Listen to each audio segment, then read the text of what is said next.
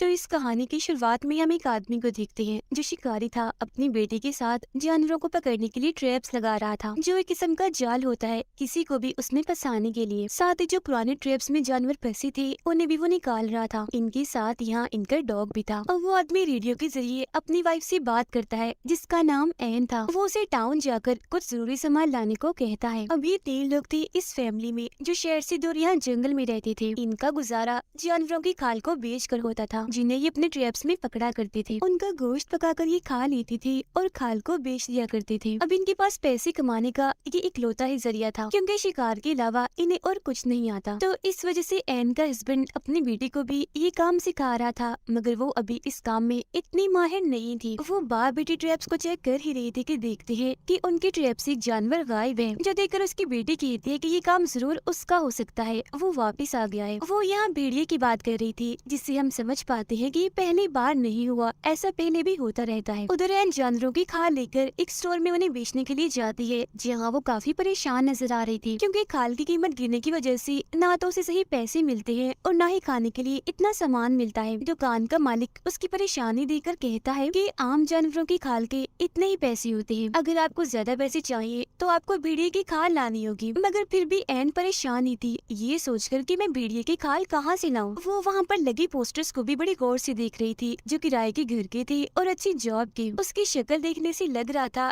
कि वो घर भी लेना चाहती है और अच्छी जॉब भी करना चाहती है, मगर किसी वजह से नहीं कर सकती। उसे शिकार करना भी नहीं पसंद। वो भी यही चाहती है कि हम जंगल की बजाय टाउन में रहे और मैं अपनी बेटी को अच्छे स्कूल में भेज सकूं। मगर क्योंकि उनके पास इतने पैसे नहीं थे इसीलिए वो घर वापिस आ जाती है। घर पर एन का हस्बैंड अपनी बेटी को खाल निकालना सिखा रहा था जबकि एन सबके लिए खाना बना रही थी। रात को खाने के वक्त भी सबका ही मूड खराब था क्योंकि पैसे ना होने की वजह से खाने को ठीक से कुछ था ही नहीं। और जब एन की बेटी ये बताती है कि हमारा शिकार किया जानवर भेड़िया ले गया तो ये सुनकर एन को अपने हस्बैंड पर काफी गुस्सा आने लगता है क्योंकि उसने एन को ये बात नहीं बताई थी। वो अपने हस्बैंड को कहती है कि इस भेड़िए का कुछ करे वरना हम भूखे मर जाएंगे। फिर अपनी बेटी को अंदर भेजकर एन दोबारा से अपने हस्बैंड से बहस करने लगती है। उसका हस्बैंड कहता है कि भेड़िए लड़कियों को शौक से खाना पसंद करते हैं, तो जरूर वो तो या किसी लड़की को देखकर या फिर किसी जानवर को देखकर आया होगा। मगर एन कहती है कि मेरे हिसाब से वो हम लोगों हमारी फैमिली की वजह से यहाँ आया है। उसे पता है यहाँ फंसा फसाया शिकार मिल जाएगा और मेहनत भी नहीं करनी पड़ेगी। आगे वो कहती है कि मैं पुलिस स्टेशन जाकर उसकी रिपोर्ट करना चाहती हूँ, मगर उसका हस्बैंड मना कर देता है ये कहती हुए कि नहीं तुम फिक्र मत करो, कल सुबह मैं खुद ही उसे पकड़ लूंगा। मगर ये सिर्फ इकलौती टेंशन नहीं थी। एन उसे वही एड का पोस्टर दिखाते हुए कहती है कि ऐसे कब तक गुजारा चलेगा। मैं ऐसा करती हूँ किसी अच्छी सी जगह पर जॉब करके पैसे कमा लेती हूँ, फिर हमारा अच्छा गुजारा हो जाएगा। मगर उसका हस्बैंड मना कर देता है ये कहते हुए कि शिकार के अलावा हम कुछ नहीं कर सकते और हमें आता भी कुछ नहीं है। इसके बाद ये दोनों बाहर आ जाते हैं जहाँ भी एन अपने हस्बैंड को समझाने लगती है कि देखो आप अपनी बेटी के लिए कुछ नहीं सोच रहे, ये जिंदगी आपने चुनी है, आपकी वजह से मैंने चुनी है, मगर हमारी बेटी को कोई चॉइस नहीं मिली जिसे वो चुनती। वो जो करना चाहती है उसे करने दीजिए। उसे इस वक्त पढ़ाई की टेंशन होनी चाहिए न कि जानवरों की भेड़िए की। और यहाँ जंगल में कौन इंसान रहते हैं, ये कोई समझदारी तो नहीं। मगर नाक समझाने के बाद भी उसके हस्बैंड को समझ नहीं आती। वो कहता है कि हम रहते हैं ना इधर, ऐसे ही हमारी आगे आने वाली नस्ल भी रहेगी, मतलब कुछ भी हो जाए उनका ये जंगल नहीं छूटेगा। फिर अगली सुबह जब वो भेड़िए के शिकार पर जा रहा था तो अपनी बेटी की जिद करने पर वो उसे भी साथ ले जाता है, जो बात एन को जरा भी पसंद नहीं आती, जिस वजह से वो अपने हस्बैंड से रेडियो के जरिए बात करती है। वो कहता है कि जैसे मुझे भेड़िए की होने का एहसास हुआ, शिकार की नौबत आई तो मैं इसे वापस भेज दूंगा। जो बहुत जल्द आ भी जाती है क्योंकि उसे भेड़िए के पैरों के निशान दिख गए थे। वो समझ गया था कि जरूर वो आस पास ही है, इसलिए सारी बात समझाकर वो अपनी बेटी को वापस भेज देता है। साथ ही ये भी कहता है कि खुद मैं रात तक आऊंगा, जिसके बाद उसकी बेटी वापस आने लगती है। हालांकि उसके डैड ने कहा था कि डरना नहीं, घबराना नहीं, मगर जंगल से इतनी खतरनाक आवाजें आ रही थी कि उसकी हालत खराब हो जाती है। उधर एन का भी यही हाल था। नदी से पानी लाते हुए जब वो वापस आ रही थी तो उसे ऐसा लग रहा था जैसे कोई मेरा पीछा कर रहा है, इसलिए वो भी घबराई हुई थी। और बिल्कुल ऐसा ही उसकी बेटी के साथ भी हो रहा था। जिसके बाद एन तो जैसे तैसे घर आ जाती है, मगर उसकी बेटी नहीं आ पाती। वो वहीं पर डर कर बैठ जाती है। एन के हस्बैंड को भी भेड़िया दिख जाता है, इसीलिए वो फौरन उस पर गोली चला देता है, मगर देखने से लग नहीं रहा था कि वो मर गया होगा। गोली की आवाज उसकी बेटी ने भी सुन ली थी, इसीलिए वो हिम्मत करके आगे बढ़ जाती है। गोली मारने के बाद जब एन का हस्बैंड वहाँ चेक करने आता है तो देखता है कि भेड़िया यहाँ नहीं है, जिसका मतलब था कि वो यहाँ से भाग गया। पर वहाँ एक चीज चीज देखकर उसकी हालत खराब हो जाती है और वो चीज थी एक लड़की का कटा हुआ हाथ जिसे वो भेड़िया खा रहा था। अब सड़क पार करके जंगल की दूसरी तरफ आकर वो आगे बढ़ने लगता है, जहाँ का नजारा देखकर तो एकदम वो दंग रह जाता है। काफी घबरा गया था क्योंकि वहाँ लड़कियों की कटी हुई लाशें थी जिन्हें बड़ी बेरहमी से काट कर एक गोल दायरे की तरह रखा गया था, जो जाहिर है भेड़िए का काम तो नहीं हो सकता। जिससे वो समझ जाता है कि जंगल में भेड़िए के अलावा एक कातिल भी घूम रहा है जो ये सब कर रहा है, यानी लड़कियों को ऐसे बेरहमी से मार रहा है। जो देखकर वो एकदम घबरा गया था कि अब मेरी फैमिली को भी खतरा है, क्योंकि दो औरतें तो उसके घर में भी मौजूद थी। भेड़िए को तो वो संभाल लेगा, मगर इस खतरनाक कातिल से निपटना आसान नहीं होगा। घर आकर वो चुपचाप बैठा इसी बारे में ही सोच रहा था। उसकी नींद और भूख तो जैसी उड़ चुकी थी। घर पर उसने कुछ भी नहीं बताया ताकि उसकी फैमिली डर न जाए, और अब वो खुद ही कुछ करेगा अपनी फैमिली की हिफाजत करने के लिए। अगले दिन जब इनकी आँख खुलती है तो उसका हस्बैंड गायब था, क्योंकि वो दोबारा उसी जगह पर पहुंच गया था जहां उसने लड़कियों की लाशें देखी थी। उसने दरअसल एन को बता दिया होता है कि भेड़िए को ढूंढने के लिए अगर मुझे पूरी रात भी रुकना पड़े तो मैं रुकूंगा, तो मेरी फिक्र मत करना। पर असल में ये भेड़िए को नहीं बल्कि ढूंढ रहा था कातिल को। एन और उसकी बेटी जब नदी किनारे थी तो उसकी बेटी देखती है कि यहाँ मेरा डॉग नहीं है, इसीलिए उसे ढूंढने चली जाती है।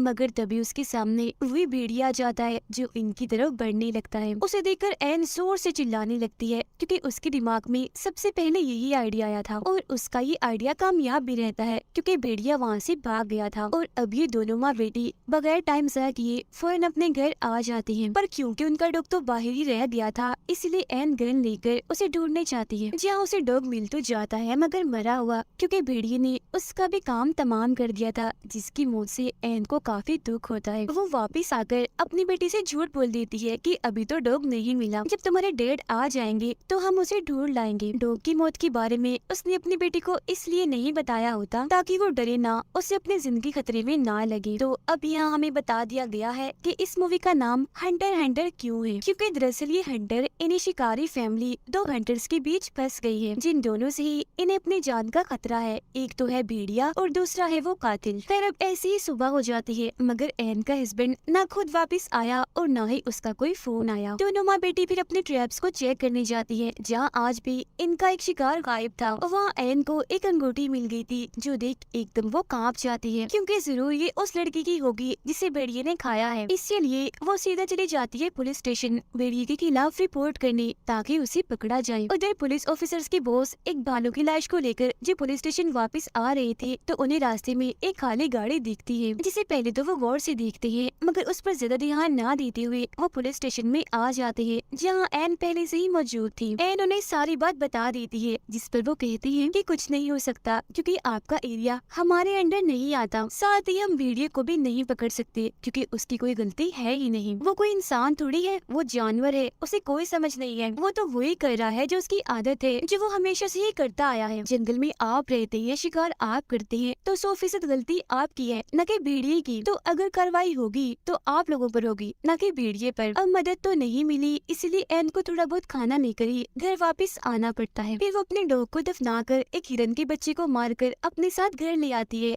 अभी था तो गलत ही, मगर खाने के लिए इन्हें कुछ तो करना ही था। उसके हस्बैंड का कुछ अता पता नहीं था। भेड़िया सिर पर सवार है, खाना खत्म हो रहा है, इसलिए अब जो भी करना था एन को करना था। एन फिर अपनी बेटी के साथ मिलकर हिरन की खाल को उतारती है, जिसके बाद ये दोनों उसे पकाकर खाने लगती हैं। जहाँ तभी अचानक रेडियो पर कुछ हलचल महसूस होती है। एन बोलती तो है, मगर आगे से साफ आवाज नहीं आती। फिर रात को जब ये दोनों माँ बेटी सो रही थी तो अचानक इनकी आँख खुल जाती है, क्योंकि जंगल से किसी के चिल्लाने की आवाज आ रही थी। जब ये चेक करने जाती है तो हम देखते हैं कि एन का हस्बैंड नहीं है, बल्कि ये कोई अनजान आदमी है जो काफी जख्मी था और मदद मांग रहा था। तब एन अपनी बेटी को वापस घर छोड़कर एक चीज पर उस आदमी को लिटाकर अपने घर ले आती है, क्योंकि भेड़िया उनके आसपास भी हो सकता है। चेक करने पर उस आदमी के पास एक रेडियो निकलता है, साथ ही उसकी टांग की हालत भी काफी खराब थी। अब ये रात भी ऐसी ही गुजर जाती है। अगली सुबह जब एन की बेटी उसके पास आती है तो अचानक उसकी आंख खुल जाने की वजह से वो काफी घबरा गई थी। फौरन अपनी मोम को बुला लेती है। उसकी मांगने पर एन उसे पानी पिलाती है और टांग के जख्म पर टांके भी लगा देती है। उसे देख एन की बेटी को अजीब अजीब लग रहा था, इसीलिए वो अपनी मॉम से कहती है कि डैड ने कहा था कि कभी भी किसी अनजान आदमी पर भरोसा मत करना। जो सुन एन कहती है, देखो उसकी हालत, वो कितना जख्मी है और अगर तुम्हारे डैड इधर होते तो वो भी इसकी मदद जरूर करते। उधर बोस दोबारा से जब पुलिस स्टेशन आ रहा था तो उसे वो गाड़ी फिर से वहीं खड़ी हुई दिखती है, जिससे वो समझ गया था कि पिछले 2 दिन से ये गाड़ी इधर ही खड़ी है। वो अपनी गाड़ी से उतरकर आसपास देखने लगता है, पर जब उसे कोई भी दिखाई नहीं देता तो उस गाड़ी का नंबर ही नोट कर लेता है। वो अनजान आदमी जागता है तो अपना नाम बताता है कि मेरा नाम लू है। एन उससे पूछती है कि इस जंगल में ज्यादा लोग नहीं आते तो तुम इधर क्या कर रहे थे, जिस पर लू बताता है कि ये तो मेरी खासियत है, असल में मैं इस जंगल की तस्वीरें लेने आया था, मगर रास्ते में ही मेरी गाड़ी खराब हो गई तो मैं पैदल ही जंगल में आगे बढ़ गया, जहाँ अचानक मुझ पर किसी ने हमला कर दिया, जो शायद भेड़िया हो सकता है क्योंकि मैंने उसे देखा नहीं, और वो गाड़ी जो इतने दिनों से खड़ी है वो मेरी ही है। अब उसकी हालत इतनी खराब थी कि उसे हॉस्पिटल ले जाने की जरूरत थी, मगर भेड़िए की होते ये नहीं जा सकती क्योंकि अगर भेड़िया वहाँ हुआ तो ये भाग नहीं पाएंगे। खैर फिर भी एन अपनी बेटी की मदद से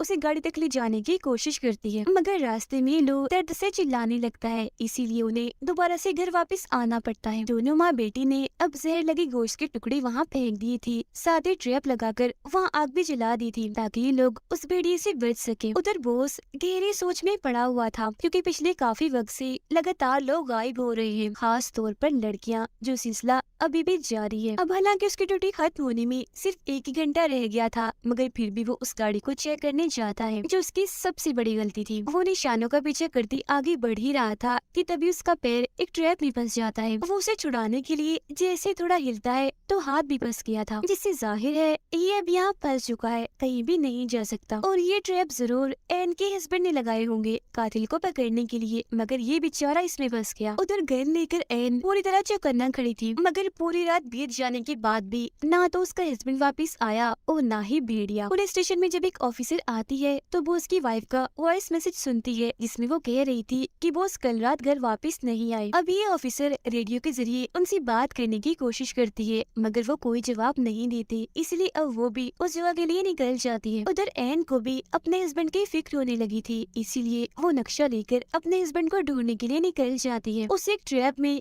खरगोश फंसा मिलता है, जिसे ना चाहते हुए भी इसे मारना ही पड़ता है। ऐसा करके वो काफी दुखी हो गई थी क्योंकि ये इसका काम नहीं था। अब तभी रेडियो में हलचल होने लगती है, इसीलिए वो दोबारा से आगे बढ़ने लगती है, जहाँ जाकर तो उसके होश ही उड़ जाते हैं क्योंकि वहाँ पड़ी थी उसके हस्बैंड की लाश। उसे ऐसी मरा हुआ देखकर वो काफी टूट जाती है और फूट फूट कर रोने लगती है, और अब जाकर उसे सारी बात समझ आती है। उसके हस्बैंड को भेड़िए ने नहीं बल्कि मारा है लू ने, क्योंकि वही वो कातिल है जिसने बाकी लड़कियों को भी मारा था। एन के हस्बैंड ने उसे पकड़ लिया था, मगर लू उसे मारकर भाग गया, पर फिर भी उसके हस्बैंड ने लू को काफी जख्मी कर दिया था, मगर एन ने दोबारा उसे अपने घर में लाकर उसकी जान बचा ली। अब ये चीज एन के लिए किसी सदमे से कम नहीं थी, क्योंकि वो उस आदमी की सेवा कर रही थी जो उसके हस्बैंड का कातिल है, जिस बात से अब तक वो अनजान थी। अब ये एहसास होते ही वो गन लेकर जल्दी से घर की तरफ निकल पड़ती है, क्योंकि इसने एक और गलती कर दी थी, ये अपनी बेटी को लू के साथ अकेली छोड़ आई। उधर ऑफिसर भी उस जगह आकर वो उसको ढूंढने लगती है। वो उसको जब ऐसा महसूस होता है कि कोई यहाँ पर है तो वो अपने गन से